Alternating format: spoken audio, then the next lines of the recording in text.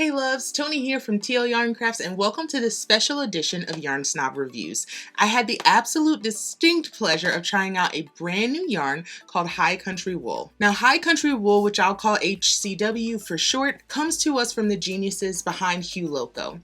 Now HOOOOO and the genius behind it, Nicole, are folks that I've talked about before. You might remember that we partnered together to create the Loveland Shawl, and also worked together on the subsequent crochet along. High Country Wool is Nicole's latest venture, which focuses on sustainability and domestic wool for spinning and stitching. Nicole and her High Country Wool partner, Jen, have taken us through the journey from acquisition to launching this brand.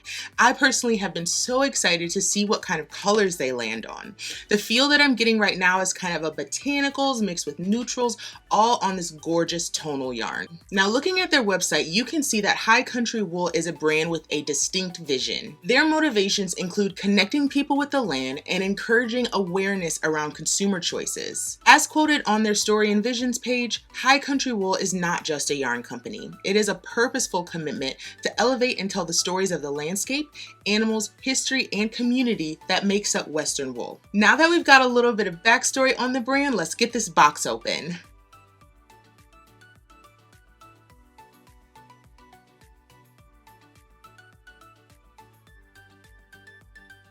Ah, yes, that's the stuff. As someone who's drawn to colors, I can safely say that these are right up my alley. The colors are saturated without being too vibrant, and they still have that nice woolly look to them. The three yarns I was sent, Homestead, Flock, and Meadow, are part of HCW's core collection. They're all made from domestic wool, with some being blends of fibers. Upon first squish, I can definitely tell that this yarn did not come from my local big box store. The textures vary based on the wool blend in each yarn, but I'll get more into that in a bit. I'm going to cake these up and start swatching. The first yarn I'm trying out is Meadow, HCW's resident fingering weight yarn. I was drawn to this clay color immediately. The yarn is a 2-ply construction with a medium twist, so not too tight and not too loose. One skein comes with 460 yards for 100 grams, which is pretty generous as fingering weight skeins go, and it'll cost you $35. The fiber is a blend of fine merino and Shetland, a breed of sheep known for their unique colors and silky wool.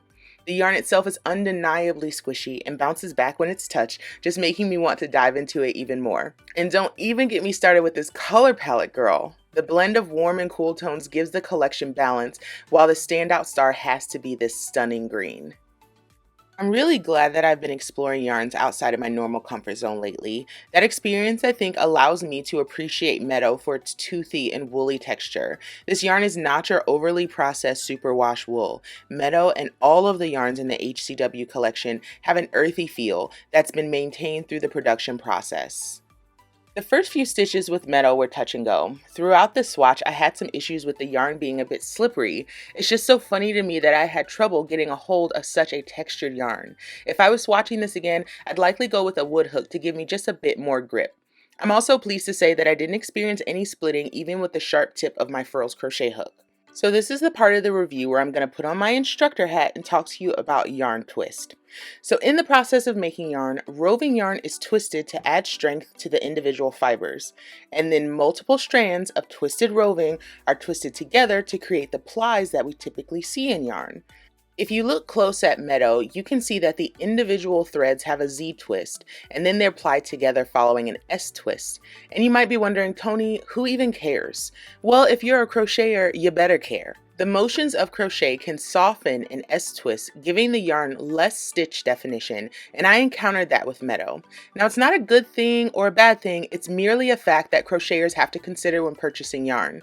The looser the S twist on applied yarn, the less defined your stitches are going to be. You'll see what I mean later in the review. Overall, I really enjoyed crocheting with Meadow once I got it going. It does become much softer once it's worked into stitches. My swatch was incredibly bouncy and felt amazing on my skin. It's a yarn that begs for adventure and would look amazing paired with any other shade in the collection.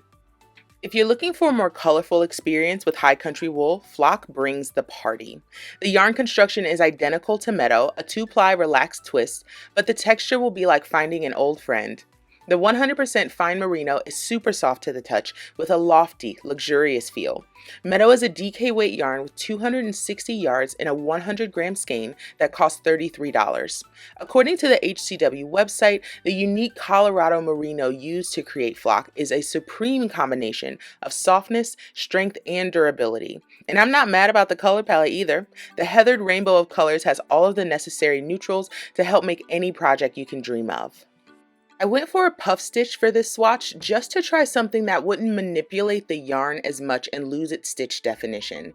I can definitely still see the twist in the yarn, which makes for a much cleaner stitch. I swear I could have worked on this swatch all day long. The plush merino yarn made the puff stitches extra puffy, and it got my designer brain humming with new ideas. I'm pretty sure this won't be the last you hear of flock from me. Homestead is the last yarn I tried from the collection and is the worsted weight staple of HCW. Homestead gives you 210 yards per 100 grams and is a mix of the same fine wool from flock with some added long wool. According to the HCW website, long wool is a blend of 4 small flock sheep. The resulting yarn lies between the other 2 yarns I've tried in terms of softness and has the same yarn construction. One skein will run you $35 and you'll get a pick of 12 softly heathered colors. One of the first things I noticed was how different the finished skein I received looks compared to the yarn on the website.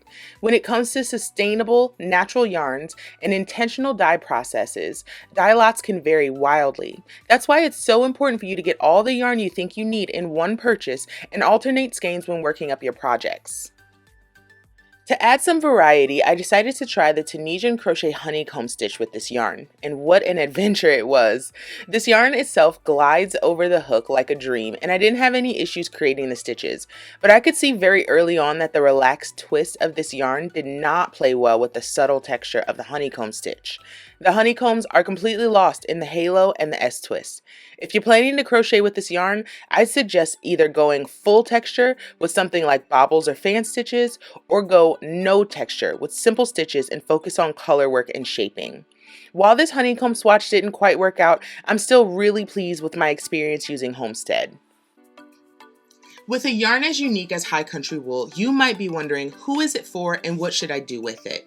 Don't worry, boo, I got you. Here comes some recommendations. I believe that this yarn is for people looking to speak with their dollars. Like we've seen in this review, this yarn ain't cheap, but think about everything that you're getting. First, you're getting the expertise of 2 amazingly talented artists who've turned out great work for years. You're also getting a yarn that's fun to work with, sustainable, and it supports small business. Now, if you're somebody who's looking to lower the carbon footprint of your craft, then this yarn is well worth the coins. The project opportunities for HCW are endless. I'm sure our knitting friends are out there thinking about cozy socks and yoke sweaters, but what about us crocheters though? I'm not gonna lie, I'm having some of the exact same visions. I personally have never tried crochet socks, but I could see grabbing a skein of flock and just going to town. I could also see making sweaters, shawls, or even amigurumi projects. Now, if I'm gonna gift this though, it has to go to somebody who's gonna be able to take care of it.